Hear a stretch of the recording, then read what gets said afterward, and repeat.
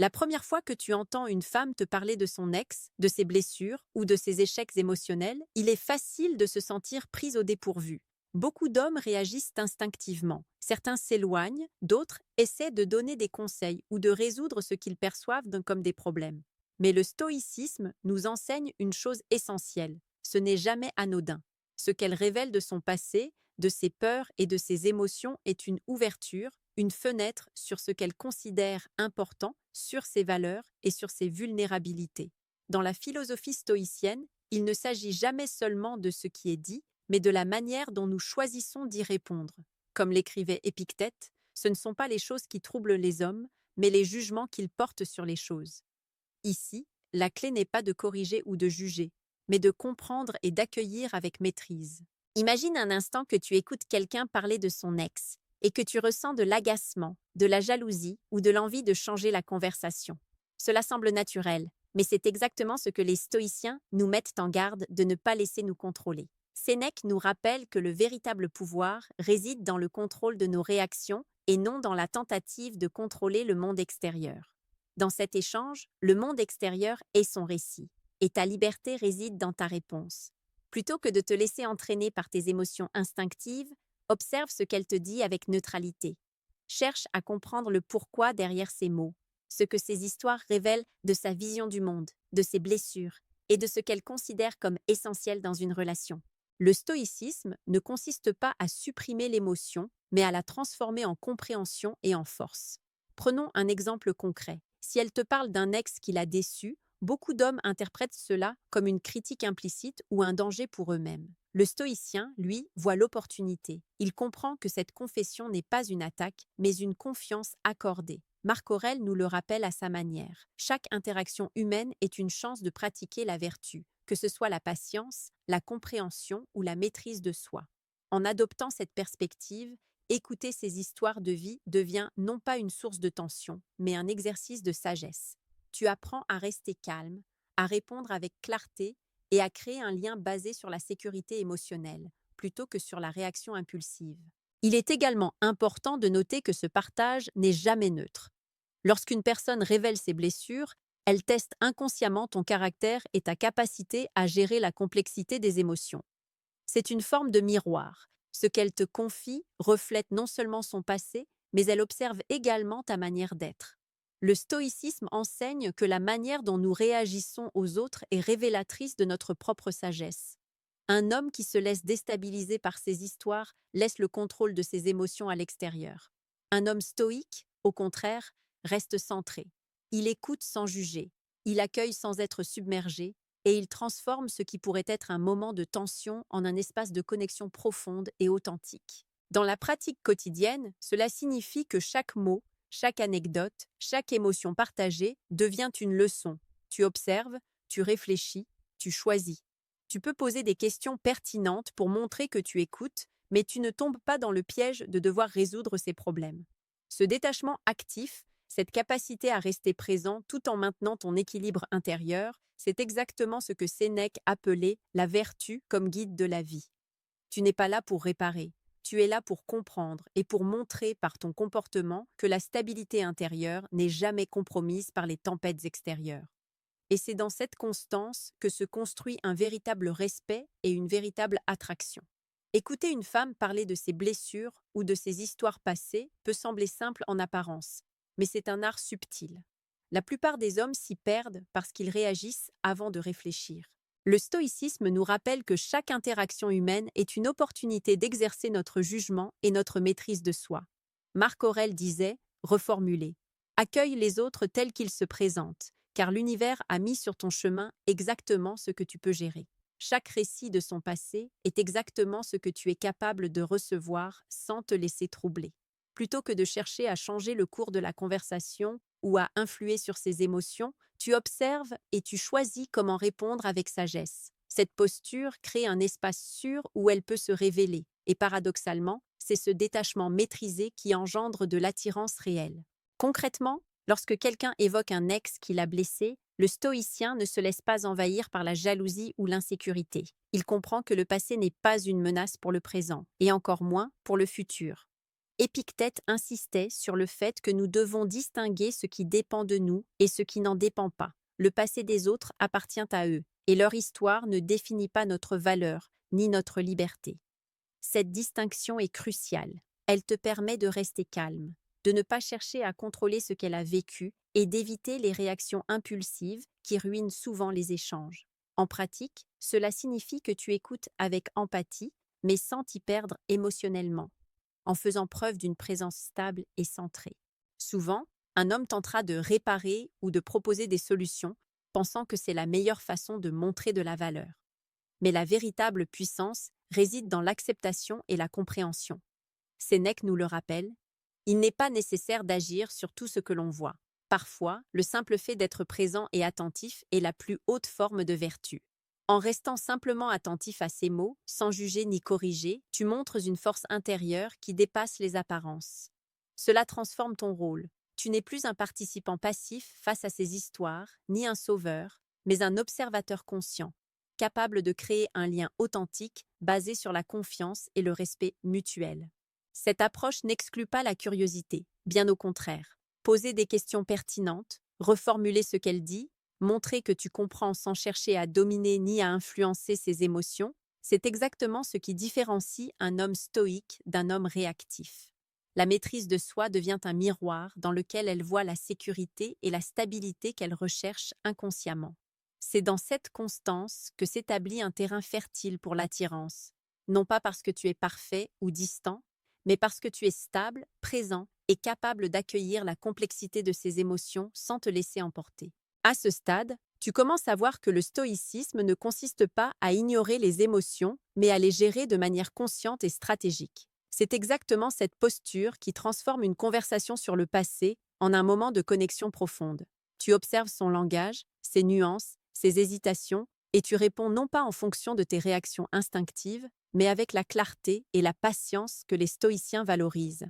Et à ce moment, il devient naturel de guider subtilement la conversation vers la confiance et la complicité, sans forcer, simplement par l'exemple de ton calme intérieur et de ton attention réfléchie. Petit conseil pratique. Si elle évoque des blessures ou des déceptions passées, évite les commentaires immédiats comme « tu devrais oublier ça » ou « ce n'est pas grave ». Ces phrases, bien qu'innocentes, peuvent être perçues comme de la minimisation. Au lieu de cela, adopte une posture de curiosité et de calme. Reformule ces paroles avec des phrases comme « Je comprends que ça a dû être difficile pour toi » ou « Ça a dû te marquer profondément ». Cette technique simple mais puissante renforce l'impression de sécurité et de maîtrise et, sans le dire explicitement, tu pratiques la vertu stoïcienne de compréhension active. À mesure que la conversation progresse, tu remarqueras que ces récits ne sont pas seulement des histoires, mais des tests subtils. Chaque détail, chaque souvenir qu'elle partage révèle ce qu'elle valorise et ce qu'elle cherche chez une personne de confiance. Un homme non préparé pourrait ressentir de la pression, de l'insécurité ou même de la frustration. Mais le stoïcisme nous apprend à accueillir ces moments comme des occasions d'exercer notre vertu. Marc Aurèle écrivait, reformulé, « Les autres sont comme des miroirs. Ce qu'ils montrent est une chance de voir en soi la patience, la clarté et la maîtrise. » En pratique, cela signifie que chaque fois qu'elle mentionne un ex, une peur ou une déception, tu as l'opportunité de montrer que ton équilibre intérieur n'est jamais compromis par ce qu'elle dit. Cette constance devient magnétique, car elle ne cherche pas à séduire activement, mais à être un exemple vivant de force tranquille. Souviens-toi que le stoïcisme valorise la distinction entre ce qui dépend de nous et ce qui n'en dépend pas. Ces histoires passées appartiennent à elle et non à toi. Tu n'as aucun contrôle sur ces expériences, mais tu as un contrôle total sur tes réactions. Épictète disait que le bonheur réside dans la maîtrise de soi, pas dans la maîtrise des autres. Ainsi, en écoutant ces confidences avec calme et compréhension, tu transformes ce qui pourrait être une situation délicate en un espace d'apprentissage et de connexion. Cela implique parfois de rester silencieux, d'accepter les silences et de ne pas chercher à combler chaque lacune dans la conversation. Ton calme devient un refuge, un espace où elle se sent en sécurité pour exprimer ses émotions sans crainte de jugement. À un moment stratégique, il est possible d'introduire subtilement une leçon pratique qui renforce la valeur stoïque de la situation. Par exemple, si elle raconte une rupture ou une trahison passée, tu peux réagir avec empathie tout en montrant que ton équilibre n'est pas affecté. Une phrase simple comme « Merci de me partager ça, je comprends à quel point ça a pu être difficile » montre que tu écoutes profondément sans te laisser emporter. Cette approche incarne la vertu stoïque de patience et de discernement. Elle ne consiste pas à ignorer ou minimiser ses émotions, mais à les accueillir avec clarté et calme, ce qui renforce naturellement ton autorité intérieure et la confiance qu'elle peut avoir en toi. Et c'est précisément dans ces moments que l'on peut rappeler subtilement à son audience la valeur de ce que tu offres. Imagine que tu es capable, à travers tes réponses, de créer une atmosphère où elle se sent comprise, respectée et non jugée. Cette capacité à rester maître de soi tout en étant profondément attentif est une compétence rare et précieuse. Elle démontre que tu n'es pas seulement réactif aux émotions des autres, mais que tu es capable de les transformer en moments de connexion authentique. C'est là que le stoïcisme cesse d'être une philosophie abstraite pour devenir une force pratique dans la vie quotidienne. À ce stade de la conversation, il est également essentiel de se rappeler que ton rôle n'est pas de résoudre ces problèmes, mais d'être un pilier stable et fiable. Les stoïciens valorisent le fait de concentrer son énergie sur ce qui est réellement sous notre contrôle. Ainsi, chaque conseil, chaque remarque ou réaction doit émaner de cette stabilité intérieure. Plutôt que de te laisser entraîner dans le tourbillon émotionnel de ces récits, tu observes, tu écoutes et tu réponds avec la clarté d'esprit qui caractérise la véritable maîtrise de soi. C'est cette constance qui crée un respect naturel et une attirance subtile, car elle sent que tu es capable de rester équilibré même face à la complexité de ses émotions. Petite parenthèse les amis, j'ai créé un manuel complet sur la séduction stoïque. Il t'apprend comment parler avec maîtrise pour créer une vraie attraction. Le lien est en première ligne de la description. On continue. Lorsque tu continues à écouter ces confidences, une dynamique subtile s'installe. Tu observes, tu décèles les émotions derrière les mots et tu comprends que ce qu'elles partagent n'est pas toujours rationnel. Beaucoup d'hommes perdent patience face à ce qu'ils perçoivent comme des contradictions ou des sensibilités excessives. Le stoïcisme, au contraire, nous enseigne à accueillir cette complexité sans jugement. Sénèque disait, reformulé, la difficulté des autres n'est pas un obstacle à ta vertu, mais un terrain pour la pratiquer. Ainsi, chaque révélation sur son passé, chaque détail sur ses blessures devient une occasion d'exercer la patience, la compréhension et la clarté. Tu apprends à répondre avec précision, sans te laisser envahir par l'émotion ou l'urgence de donner ton avis. Ce qui distingue le stoïque, c'est sa capacité à rester présent tout en ne se laissant jamais submerger. Lorsque tu écoutes une femme parler de son ex, elle teste inconsciemment ta stabilité. Tu n'as pas besoin de prouver quoi que ce soit, ni de montrer que tu es différent ou supérieur. Simplement, tu incarnes la constance. Marc Aurèle insistait sur l'importance de l'exemple personnel. La meilleure façon d'influencer le monde est d'être soi-même un modèle de vertu. Ton calme, ton écoute attentive, ton refus de tomber dans la réaction immédiate sont plus puissants que n'importe quelle parole. Ils créent un espace où elle se sent comprise et respectée, ce qui génère une attraction naturelle et durable. Dans la pratique, cela peut prendre des formes très simples. Une posture ouverte, un regard attentif, un silence ponctué d'une phrase réfléchie suffisent souvent à montrer que tu es pleinement présent. Il ne s'agit pas de dominer la conversation, mais de la guider subtilement vers la confiance. Chaque mot que tu choisis, chaque nuance de ton comportement reflète ton équilibre intérieur. Et c'est précisément cette maîtrise qui attire. Un homme qui se laisse emporter par ses émotions montre qu'il dépend du monde extérieur pour son bien-être. Le stoïcien, lui, reste centré, et cette stabilité crée un effet magnétique presque imperceptible mais puissant. À ce stade, il est également utile de rappeler subtilement à ton audience l'importance de l'habitude et de l'entraînement. La maîtrise stoïque ne se développe pas en un jour. Écouter sans juger, répondre sans réagir impulsivement et créer un espace de confiance demande pratique et patience. Tu peux t'entraîner dans de petites interactions quotidiennes, en observant tes réactions face aux émotions des autres, en t'exerçant à rester calme, même lorsque la conversation touche des sujets sensibles. Petit à petit, cette constance devient naturelle et tu commences à incarner ce que Sénèque appelait la liberté intérieure, la capacité de rester maître de soi, quelles que soient les circonstances. Et c'est précisément dans cette posture que tu peux insérer subtilement un rappel à ton audience. Sans briser le flux de la conversation, tu peux souligner que la vraie force n'est pas dans la réaction immédiate, mais dans l'observation attentive et la maîtrise de soi. Cela peut être formulé ainsi. N'oublie pas que chaque échange est une opportunité d'exercer ta patience et ton discernement. Plus tu pratiques, plus cette stabilité devient naturelle et plus tes relations gagnent en profondeur. Cette leçon, tout en restant fidèle à la philosophie stoïcienne, sert de pont vers la dernière partie du script, où nous aborderons comment transformer cette compréhension en influence et en lien durable.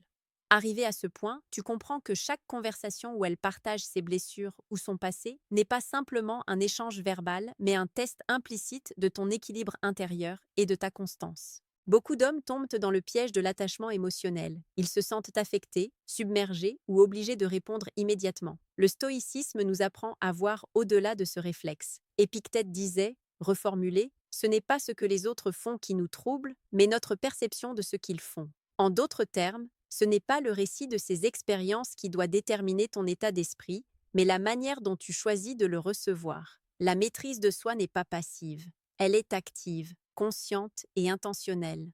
À ce stade, tu as déjà mis en pratique plusieurs principes stoïciens. Écouter sans juger, accueillir ses confidences avec calme, répondre avec clarté et constance, et éviter l'impulsivité. Mais le dernier pas consiste à transformer cette compréhension en influence positive et durable.